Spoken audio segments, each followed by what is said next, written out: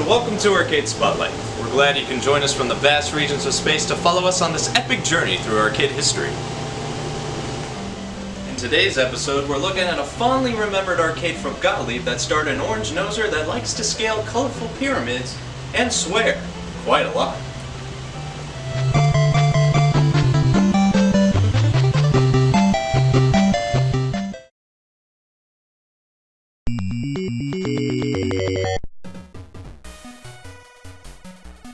There's always something different about it, even after all these years. Q*bert was released in October of 1982 by Gottlieb. It was designed by Warren Davis and Jeff Lee as an action puzzler. It was meant for 1 to 2 players and comes in an upright cabaret and cocktail cabinet.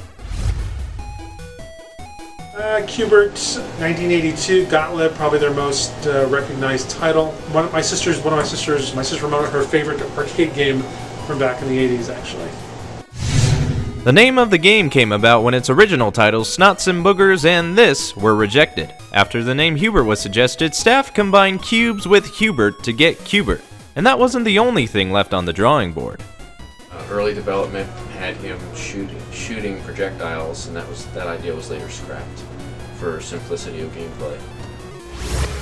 You're a little furry orange guy with a nozzled nose, and you've got to jump up and down geometric structures. You hop on the pyramid to change the color of the individual cubes to the color matching the target cube in the corner of the screen. You have to make the yellow squares turn into blue squares without getting hit by any of the things that are trying to jump on the same square.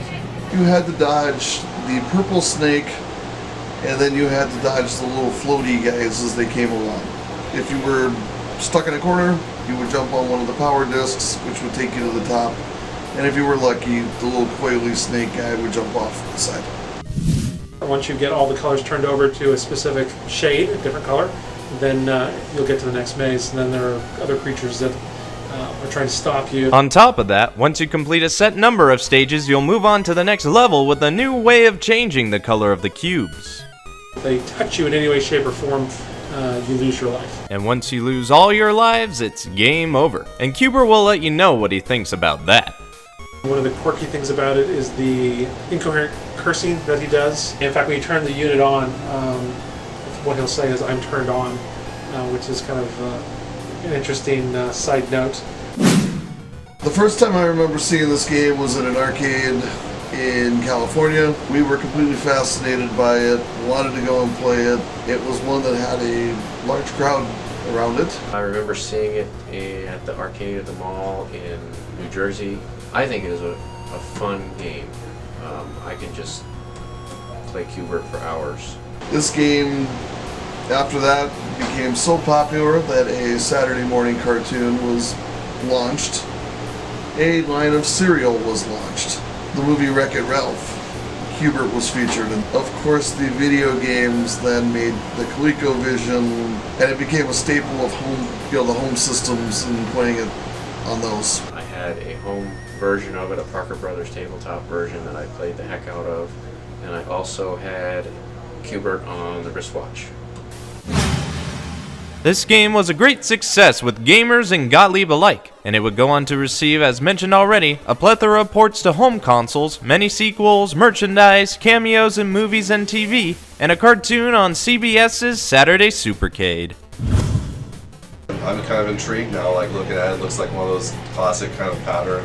You know, I'm sure that there'd be a pattern that you kind of get to where you follow, and you know, like any of those games, and kind of just, you know, get to where you kind of slowly build up and master and you just, you know, keep getting level upon level. So it's a staple, popular game of the 80s. I think it doesn't get remembered in the same vein as the Pac-Mans and the Galagos, but it's just, you gotta have Q*bert when you think of classic arcade.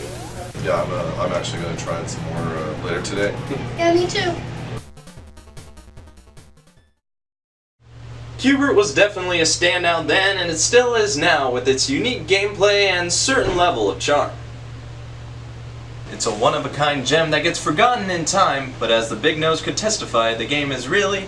so excellent. This has been Arcade Spotlight. I'm Jacob Ross, and we'll see you soon.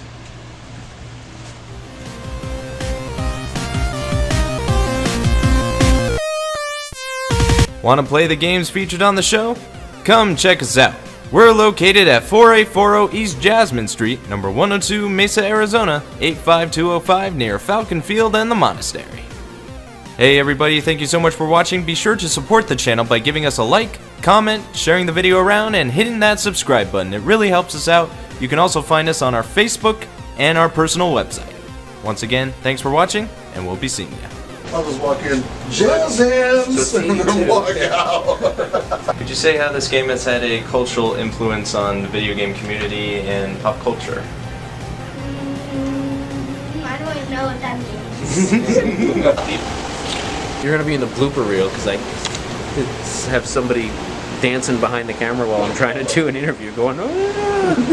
Do that again?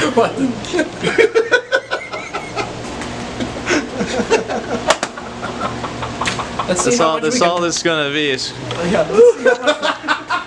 blooper reel's now longer than the interview. Exactly, no.